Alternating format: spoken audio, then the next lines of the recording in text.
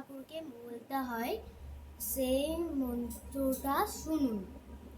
নমো জবা কুসুম শঙ্খাশং কাশ্যপ্যং মহাদুতিম ধন্তারিণ সর্বপাপঘ্নং তনঃ তস্মি দিবাকরম।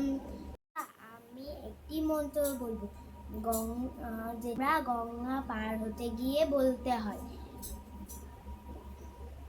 দেবী সুরেশ্বরী ভগবতী গঙ্গে ত্রিভুবনতারিণী তরল তরঙ্গে শঙ্কর মৌলিনী বাসিনী বিমল মমবতীরস্তম তব পদ কমলে ভাগীরথী সুখদায়িনী মাতো তব চলো মহিমা নিরামেখ্যাত নাহম জানে তব মহিমানম তাহি কি পামহি মামজ্ঞানম।